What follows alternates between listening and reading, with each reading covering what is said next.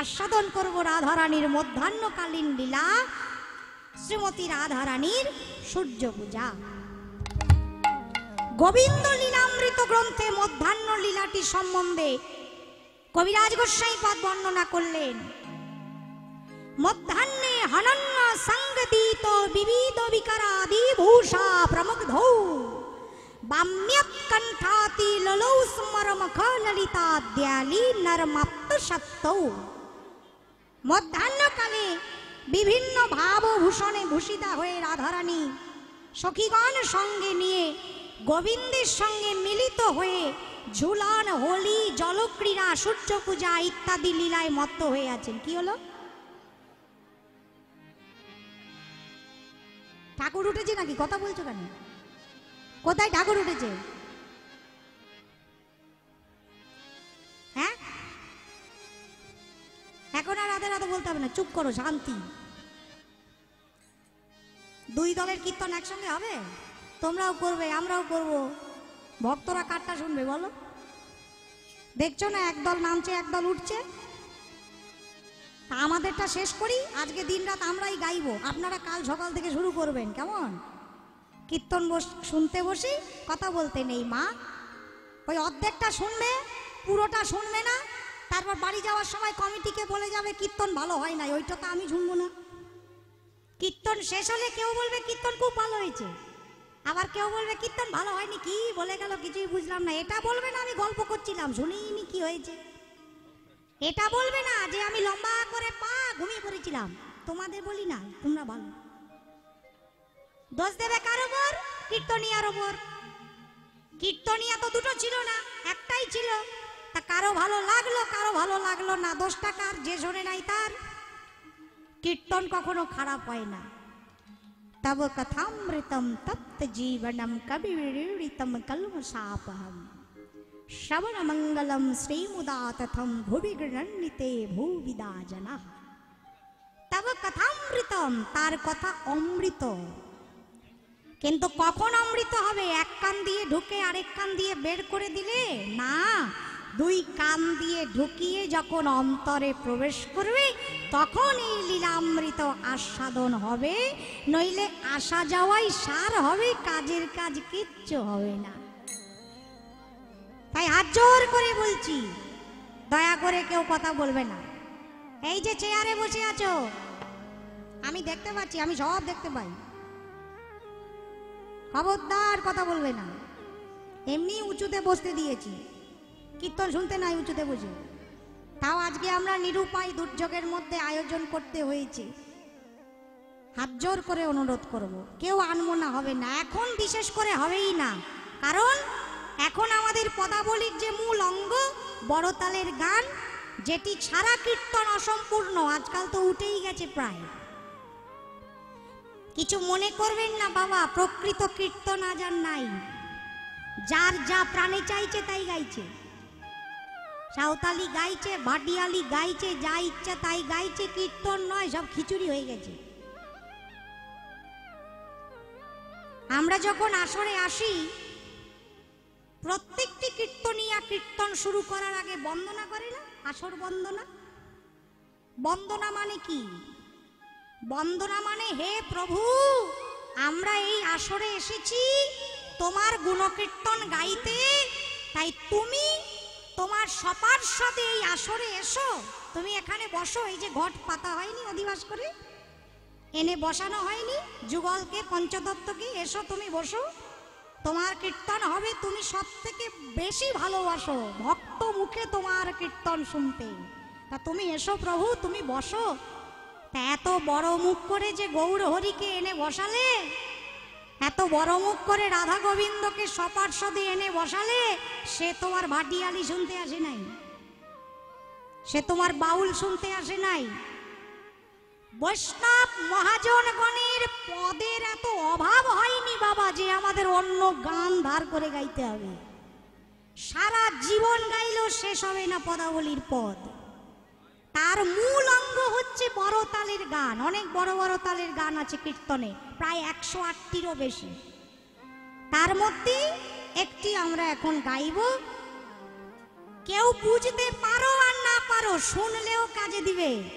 ডাক্তারের প্রেসক্রিপশন বুঝতে পারো কেউ? কিন্তু ওষুধ খেলে কাজ হয় তো? ডাক্তার কি ওষুধ দিয়েছে তুমি বুঝতে পারো না, ফার্মেসির লোকেরা বলে দেয় এই এই নিয়মে খাবে, তুমি কি জানো? কিন্তু ওই নিয়মে খেলে ওষুধ কাজ হয় তো? তা কীর্তনের এই সুর তাল বোঝো আর না বোঝো, শুনলেই কাজ হবে, কিন্তু শুনতে হবে ধৈর্য ধরে। হাত জোর করে বলছি, ধৈর্য ধরে বসুন। তালটির নাম মধ্যম দশকুচি 14 মাত্রা। আরে কি বা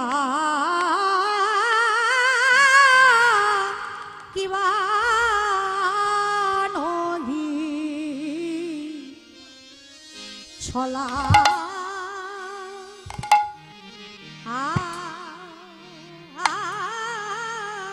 করি আনহি ছলা করি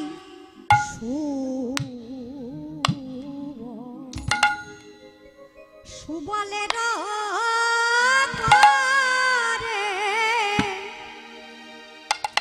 করে ধরি রে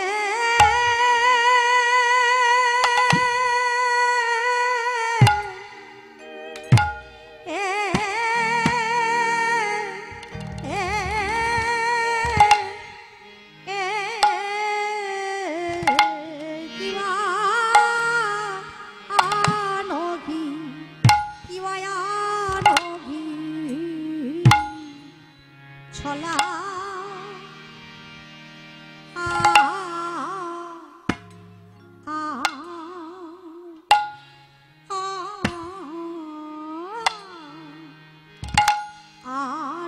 ছলা করি সুবলের কাটা সামনে নাগর আমার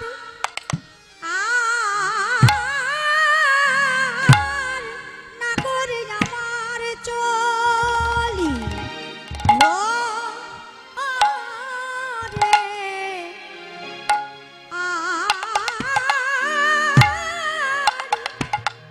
সুবলের সখা এক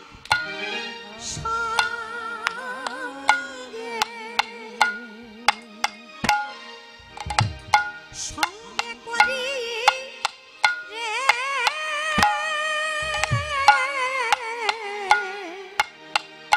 নাগর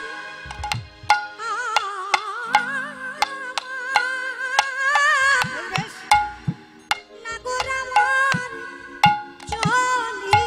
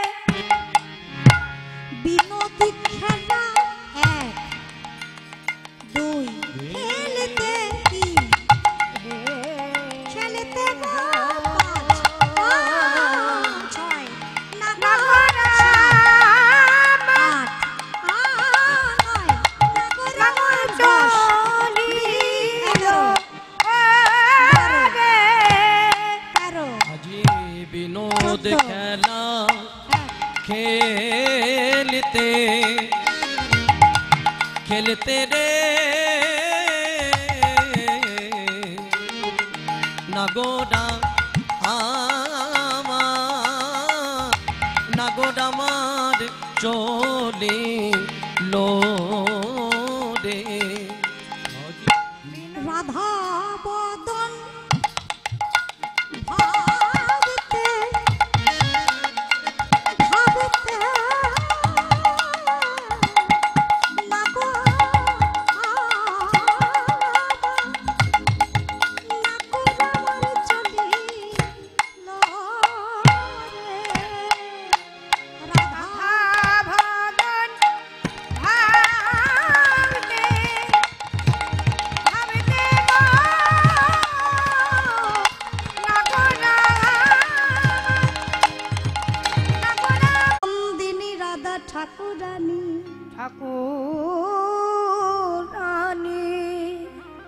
সখীগণ সঙ্গে নিয়ে কৃষ্ণ অনুরাগে ডগমগ হয়ে অপূর্ব ভাবভূষণে ভূষিতা হয়ে মধ্যরাত্রে গোবিন্দ দর্শনের ইচ্ছায় ঘরের বাহির হলেন। প্রতিদিনই যান, লীলা নিত্য, লীলা বন্ধ হয় না। রাধারানী প্রতিদিন গোবিন্দ দর্শনে যান। আর যেই দিন যাচ্ছেন গোবিন্দ দর্শনে, ঠিক সেই দিন প্রভাতকালে কিছু রাখাল বালক ধেনুবৎস নিয়ে গোচারণে এসে খেলায় মত্ত ছিলেন। হঠাৎ তারা দেখলেন একটি দিনের বেলায় শ্রীগালী বাহির হয়েছে। শিবা শব্দের অর্থ শ্রীগালী, মানে মেয়ে শ্রীগাল, বন থেকে বেরিয়ে এসেছে। এবার ছোট ছোট রাখাল বালক তো দিনের বেলায় শ্রীগালীকে দেখে তারা কি করলেন, ওই শ্রীগালীটির দিকে ঢিল মারলেন, ঢিল ছুড়লেন। আর তাতে কি হলো, শ্রীগালীটি মারা গেল। পথে পড়ে আছে মৃত শ্রীগালীর দেহ। রাখাল বালকেরা খেলা শেষ করে নিজ নিজ ঘরে চলে গেলেন। তারা তো জানে না। আর করুণাময়ীর কি অপার করুণা! প্রতিদিন গোবিন্দ দর্শনে যান, কিন্তু আজকে সেই পথ দিয়ে যাচ্ছেন রাধারানী যেই পথে মৃত শ্রীগালীর দেহটি পড়ে আছে, ওই পথ দিয়ে। এবার রাত্রি তো অন্ধকার, রাধারানী অনুরাগিনী কোথায় চরণ ফেলছেন, কোথায় যাচ্ছেন বাহ্য জ্ঞান নাই। সখীগণ ধরে ধরে নিয়ে যাচ্ছেন। যেতে যেতে হঠাৎ রাধারানী চরণে একটু হোঁচট খেলেন। কেন? মৃত শ্রীগালীর দেহে রাধারানীর চরণ স্পর্শ হলো। হোঁচট খেলেন, দাঁড়িয়ে পড়লেন। ললিতা বললেন, কি হলো রাধে, চরণে ব্যথা পেলি? রাধারানী বললেন, ললিতা রে, ললিতা রে, আমার চরণে যেন কি একটা ঠেকলো, কি যেন একটা লাগলো। বিশাখা বললেন, ওই দেখি দেখি কি লাগলো, আঘাত পাসনি তো? রাধারানী বললেন, না না, অত ব্যস্ত হইও না সখী, চরণে কি লেগেছে আমি সম্পূর্ণ বুঝতে না পারলেও কিছুটা আন্দাজ করেছি। কি আন্দাজ করেছিস? রাধারানী করুণাময়ীর করুণা। রাধারানী বলছেন, সখী রে, মনে হয় আমার কোন সখী বুঝি কৃষ্ণ বিরহে ব্যাকুল হয়ে পথের মাঝে অচৈতন্য হয়ে পড়ে আছে। হয়তো তার অঙ্গেই আমার চরণটি লেগেছে। আমার কোন সখী কৃষ্ণ বিরহে কাতর হয়ে পড়ে আছে, মূর্ছা হয়ে। ও সখী, তোরা একটু দেখ না আমার সখীকে। ললিতা সখী নিচের দিকে তাকিয়ে দেখলেন, সখী কোথায়? এ তো শ্রীগালী, বন্য পশু। একই বলে দিলেন রাধারানী।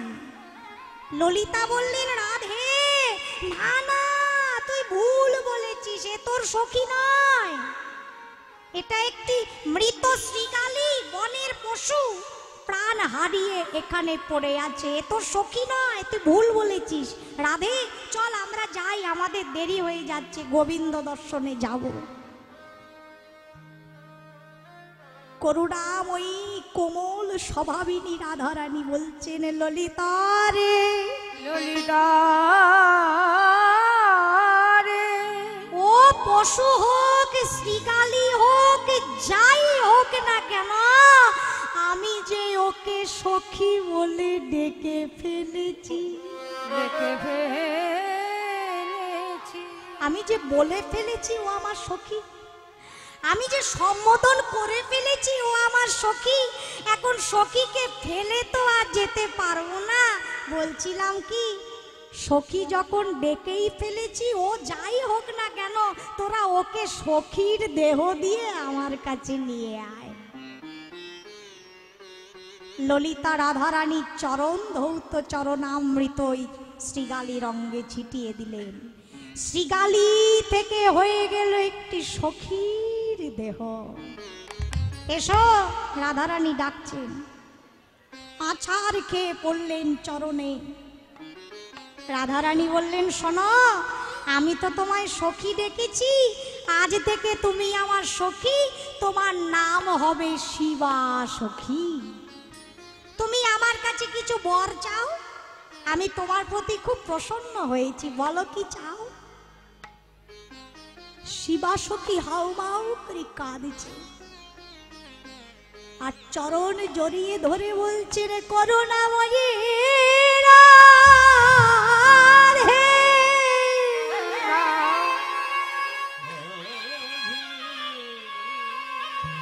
কি অপার করুণা তোমার, তুমি আমাকে সখী করে তোমার চরণে টেনে নিলে, বর দিতে চাও। একটাই বর তোমার কাছে চাইবো, তুমি দিবে? রাধারানী বললেন, যা চাইবে তাই দিব, বলো কি চাও। করুণাময়ী, আমার একটাই বাসনা। কি বাসনা? যেখানে আমার মৃতদেহটা পড়েছিল, সেখানে যারই মৃতদেহ পড়ুক না কেন, সে যেন তোমার সখিত্ব লাভ করতে পারে। যারই দেহ পড়ুক না কেন। রাধারানী বললেন, তথাস্তু, তাই হবে। যেখানে শিবা সখীর মৃতদেহ পড়েছিল, সেইটি বর্তমানে রাধাকুণ্ডের শ্মশান, নাম শিবাখোর। রাধাকুণ্ডে যদি আপনারা কখনো যান, দেখতে পাবেন কত বিরক্ত বৈষ্ণবগণ, তাদের আহার নাই, নিদ্রা নাই, বাসস্থান নাই, কুণ্ডের পাড়ে পড়ে আছে। কেন জানো? তাদের মনে একটাই বাসনা, সারা জীবন রাধাকুণ্ডে বাস করেও যদি করুণাময়ীর করুণা না হয়, অন্তত রাধাকুণ্ডে থেকে যদি প্রাণটা যায়, তাহলে দেহটা দাহ হবে ওই শিবাখরে। আর ওই শিবা সখীর কথা মতো যারই মৃতদেহ পড়বে, সেই সখিত্ব পাবে। যদি শিবাখরে দেহটা দাহ হয়, তবে রাধারানীর চরণ লাভ হবে। আমাদের রাধা দাসী অন্যতম ছিল রঘুনাথ দাস গোস্বাই পাদ, রাধাকুণ্ডের তীরে বসে ভজন করেছে। কেমন করে কাঁদতে হয় আমরা তো কাঁদতেই জানি না বাবা, সংসারের জন্য কাঁদি। রঘুনাথ দাস কেঁদে দেখিয়ে দিয়েছেন কি করে ভজন করতে হয়। কোথায় গো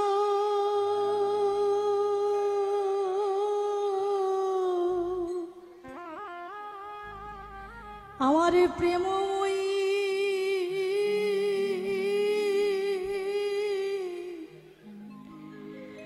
রাধে রাধে,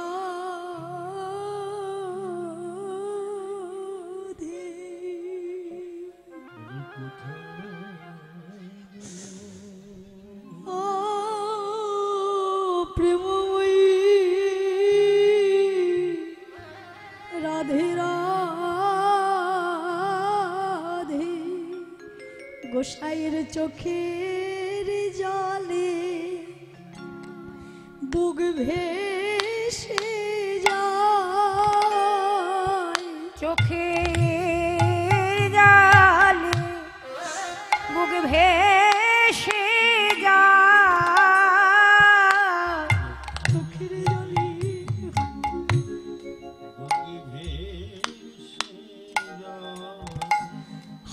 রাধে দয়া করলে, রাধে চোখের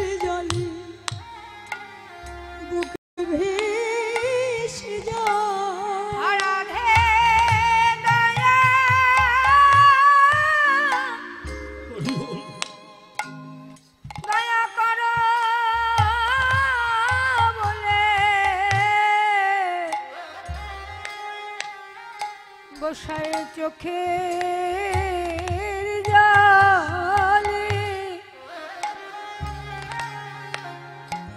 আহা বুক ভেসে যায় দয়াময়ী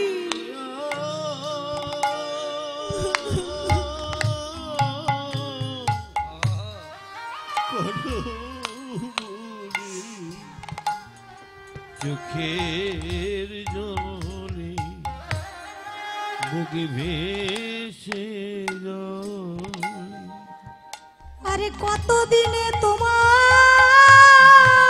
করুণা হবে, বলো কত দিনে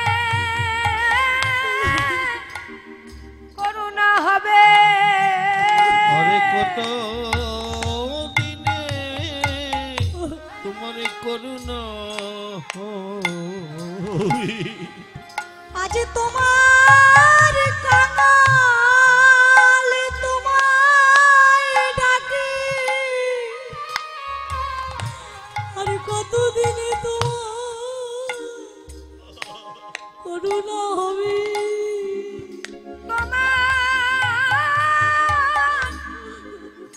তোমার কাঙাল রাধে তোমায় ডাকে কতদিনে করুণা হবে রাধে তোমায়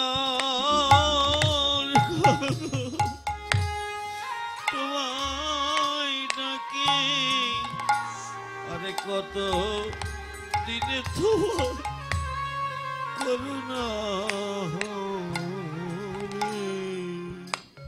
আমার এ জীবন কি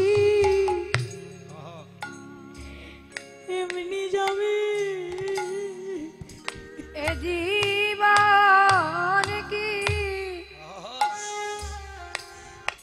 রাধে এমনি যাবে আরে এ জীবন কি এমনি যাবে। ওগো রাধে তোমার কৃপা বিনে আমার এ জীবন কি এমনি যাবে। রাধে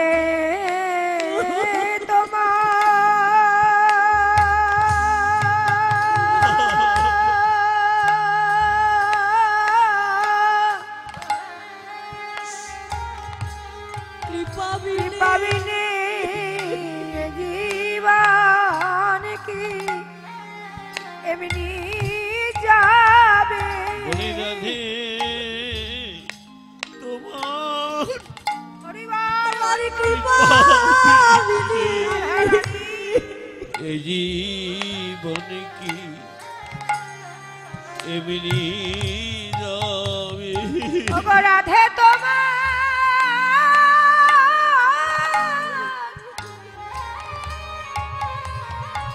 তোমারই কৃপা বিনে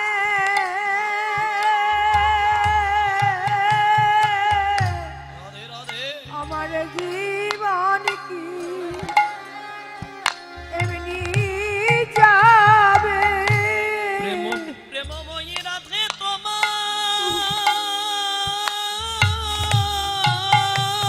রাধে তোমারি কৃপা বিনে আমার জীবন কি রাধে গো এমনি যাবে। রাধে আমার বড় আশা ছিল মনে, আমার আমার বড় বড় আশা ছিল মনে তোমার দাসী হব, চরণের সেবা পাবো।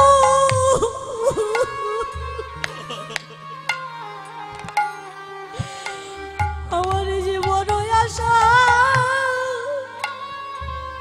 ছিল মনে, তোমার দাসী হব চরণ সেবা পাব বড় আশা ছিল তোমার দাসী হব চরণে পাব বড় আশা ছিল মনে। না হয় পাগল করে একবার দাও না দেখো, পাগল করে আমায় দাও না দেখা। তুমি ছাড়া রঘুনাথের আর কে আছে? একবার পাগল করে আমায় দাও না দেখো। তুমি ছাড়া রঘুনাথে আর কে আছে?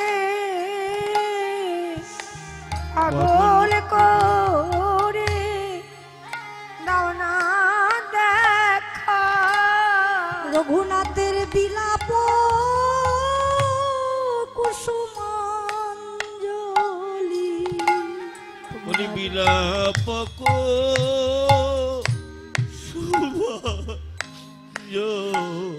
আমার রাধা রানীর চরণ পদ্মে বিলাপ কুসুমাঞ্জলি। আমার রঘু রাধা রানীর পদ পদ্মে বলি রাধে রাধে জয় রাধে। একবার পাগল করে দাও না দেখো। করুণাময়ী রাধা রানী একেবারে পাগল করে দাও না দেখা। বলি করুণাময়ী রাধারানী আমায় পাগল করে দাও না রাধে। বলি করুণাময়ী রাধারানী বৃন্দাবন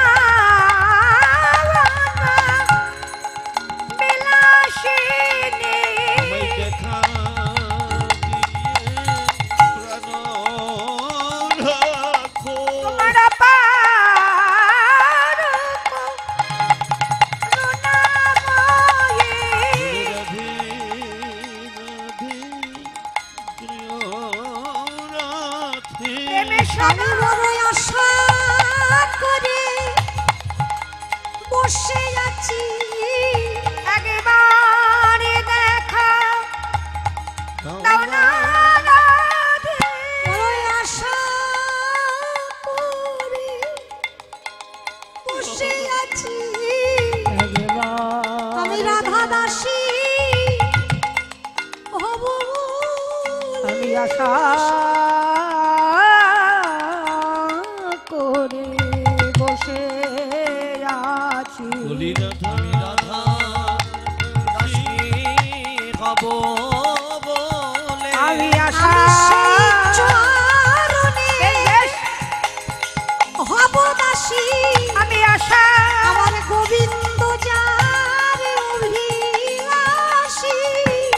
আমি সেই চরণের আমি হব দাসী। আমার গোবিন্দ যার অভিলাষী। সেই চরণে হব দাসী। হরি হরি বল। ওই আমি সেই কারণে হব দাসী। আমার গোবিন্দ যার অভিলাষী। আমি সেই চরণের অভিলাষী। আমার গোবিন্দ যারে আমি সেই চরণের অভিলাষী পাগল করে